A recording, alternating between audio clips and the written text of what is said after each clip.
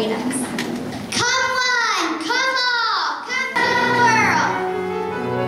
Christopher Columbus knew what he had to do.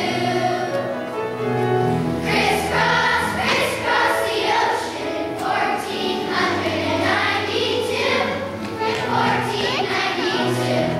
Where man goes, he carries his dreams with him, and with the early settlers across 3,000 miles of lonely ocean came dreams of freedom. The Union Jack flag is the flag representing Great Britain. It flew over the British colonies in North America, starting with Jamestown in 1607. I was on the ship Sea Adventure in the year 1609. My ship crashed in Bermuda and I was stranded there for 10 months. I finally made it to Jamestown. I later served as an interpreter to the Indians. I am Stephen Hopkins. On January 1st, 1776, General George Washington, who had been appointed to command the American Army by the Continental Congress, ordered the hoisting of the Union Jack on the 76-foot tall pole. The flag he was talking about is known to us today as the Continental colors and was a British red ending, defaced by some white stripes, totaling 13 red and white stripes. Order, gentlemen, please. Mr. Chairman. Chair recognizes Roger Sherman, delegate from Connecticut. I move that the resolution called the Declaration of Independence be put to immediate vote. It looks like they are. The 13 colonies are putting a vote. New Hampshire and New Jersey, are you the pursuit of happiness? For life and liberty and freedom. The three of us, yes, our country had its birthday, a day everybody celebrates. When 13 original colonies became the United States.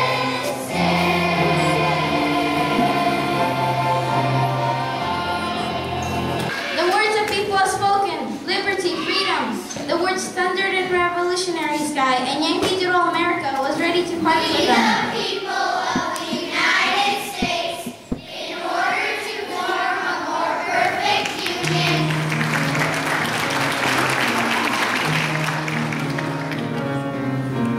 Freedom isn't free. Freedom isn't free. You gotta pay the price. You gotta sacrifice for your liberty. The Revolutionary War found four fathers fighting under many new banners. As the colonies struggled for independence, flags were made to show their resentment toward England.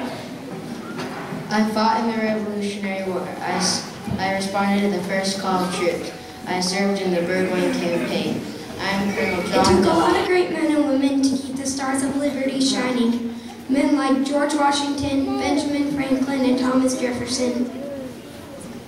And women like Betsy Ross and Molly Pitcher, great people.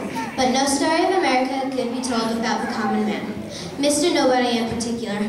His restless eyes and itchy foot led him west to change our nation's history.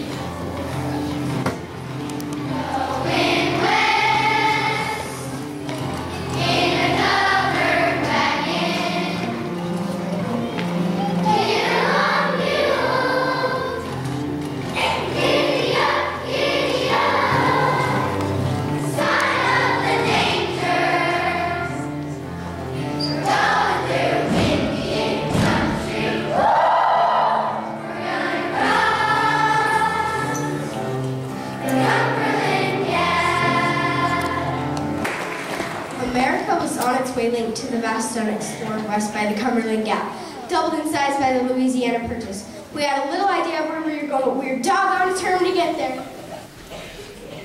Abraham Lincoln, 16th President of the United States, a Kentucky-born country lawyer whose neighbor called him Honest Abe. His election in 1860 set off an explosion that had been building up for years. 7 years ago, our fathers brought forth on this continent a new nation, conceived in liberty and dedicated to the proposition that all men are created equal.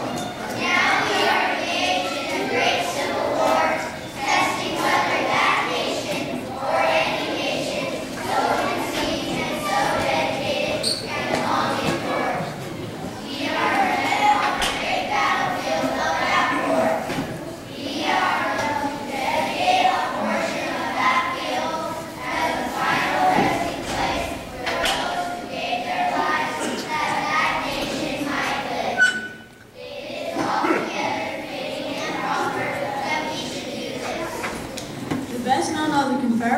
is commonly called the Southern Cross. I graduated with the honors of the United States Military Academy at West Point.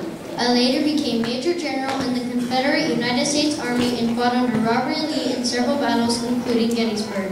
I am lobbying applause. We are gathered here at common point of this historic day of May 1869, celebrating the joinings of the two railroads, the Central Pacific from the west and the Union Pacific from the east. America invented its way into the industrial age.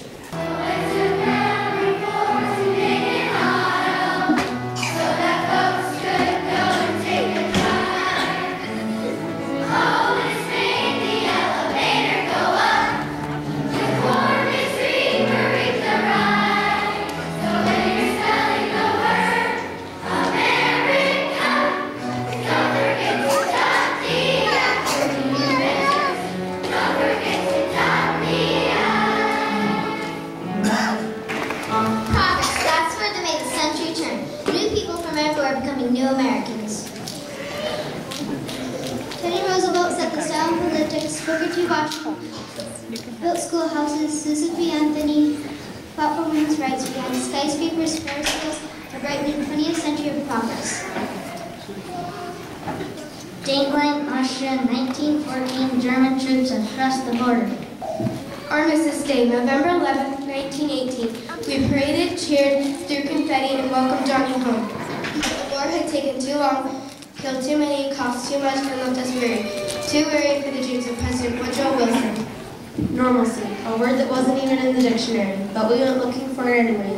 For short skirts, bobbed hair, and derby hats. And the dizziest, zaniest, merry-go-round of the day, the Roaring Twenties. The stock market crash, October 1929. We had mortgaged our homes, borrowed money against the tune of get-rich-quick, and now we had to pay the piper. The Depression was the worst in nation history. 10 million unemployed on bank failures, but a huge President Roosevelt and First Lady Eleanor Roosevelt became part of the nation's memories. There were other memories, too. Heavyweight champion of the world, Joe Louis. The melodies of Irving Berlin. Amelia Earhart challenging the skies.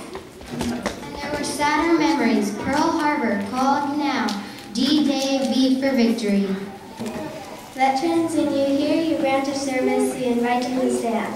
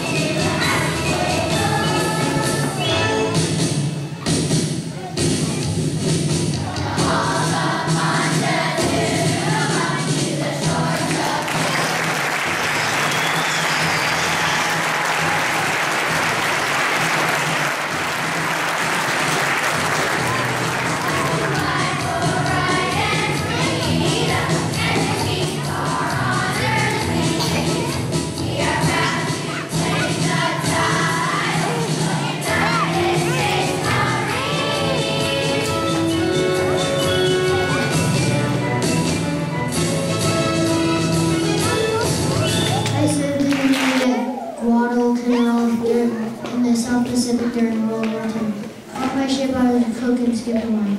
I was given a medal for doing a superior job under difficult circumstances.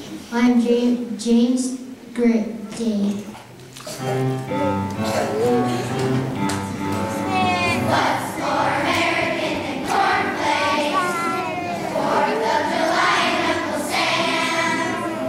What's more American than baseball? I am. What's the law? You can have a little me. What's more American than ice cream? Make me some pie, Virginia ham. What's more American than bingo? I am. The founding fathers bestow upon us a document that today still gives freedom and opportunity such as no land before has ever done. And we carry those ideas of freedom to aid in the freedom of other countries. Be no more, remorse, desert storm, War and terrorism. In 1969, I was wounded by a grenade. The shrapnel is still in my back. I received a Purple Heart Medal. I joined the Army National Guard in 2008. I went to South Carolina and Louisiana to complete basic training. I left my wonderful family and beautiful wife to serve this great country. I am currently serving in Iraq. The Stars and Stripes have gone from 13 to 50 stars. 50, United States from the 13 original colonies.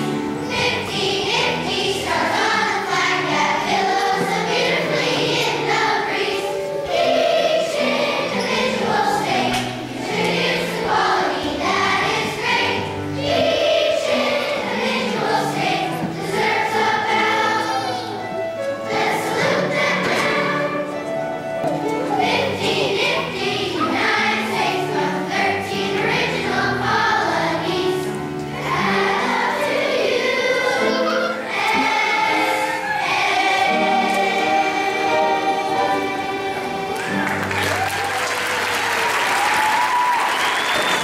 September 11, 2001, America attacked. For the first time on mainland America's soil, the United States came to the reality of a new enemy, terrorism. On that day, above all the rubble came the hope that we will not be intimidated, and the anthem of the free and the brave will continue to rise, giving us hope and reminding us that old glory stands brighter than ever. Today we acknowledge all of us who have sacrificed so much to make America what it is today. May each of us appreciate that sacrifice and live to honor these great men and women of the United States of America.